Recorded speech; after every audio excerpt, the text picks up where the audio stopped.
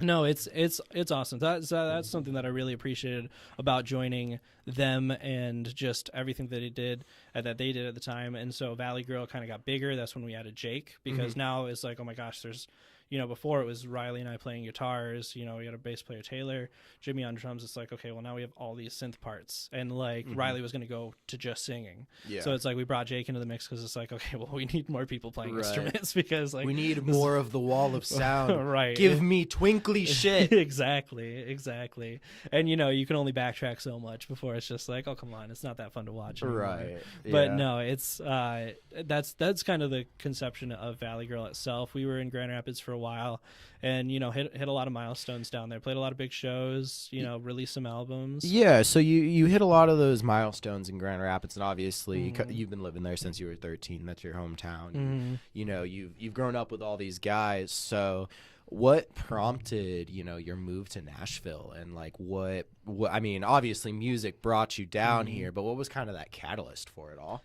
So our buddy Matt Giroux, we have done albums with since Western Run, and if you go listen to that Western Run album, the last one that we did before switching over to Valley Girl, you can kind of hear the progression of everybody, because even back then, Matt does a crazy good job now. Matt Giroux, shout out Matt Giroux. He has recorded pretty much everything that we've done.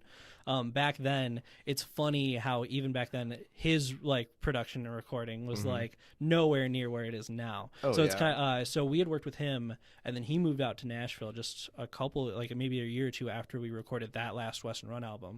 So it was, whenever we recorded anything Valley Girl, we actually always drove down to Nashville.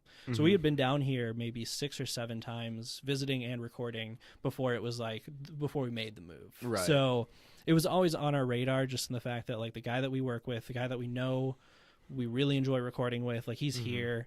It's, we've been down here a handful of times now. We've always loved it. I don't think I've met your producer yet. Like, I don't think I have. Yeah, he's a little bit more elusive. He has a fiance that is from England or overseas somewhere, and they're about to get married. So he's got adult shit to deal with. Right, he was going to be at our show last weekend, but he was in the UK finalizing paperwork because green card marriages, all that stuff. Yeah, so he couldn't make it. So he's been a little bit more under the radar since we moved here. But actually, we're also recording most, if not all, the Strange Night stuff with Matt as well. Okay, yeah, absolutely. I mean, I feel like that's really good when you know that you have a producer who can hone in on your sound and knows exactly what you want. Like when I was managing Carverton, like that's what, like, I mean, Kyle was a big part of why that music was written, but our producer, Danon Rector, like he really captured the spirit of it, and I feel like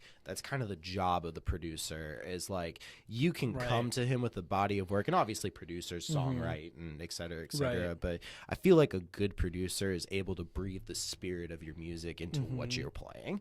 Absolutely, and it's with that as well, it's like being comfortable also with somebody, because it's like it's vibe really, check, bro. Like it's a really personal experience, and especially like with Riley kind of going from playing guitar and singing, going to just singing, even just hearing his vocals transform over the years, it's like a crazy difference in terms of how much better he's gotten. And I think a big reason or part of that is just because Riley is and was very comfortable with Matt. So like when we're in the studio, it's like Matt would be a vocal Nazi, essentially, where it's just like, do it again, enunciate this better, do it again, where it's like, if you're doing this with somebody new, if you are like feeling self-conscious at all, it's going to be hard to get like the best takes or like, feel comfortable to like belt it out. So, and it's exactly that of like feeling comfortable to talk shit to each other too. It's like, exactly. He's got to feel comfortable throwing ideas out where like if we're going to shoot him down, he's not going to take it personally, and vice versa.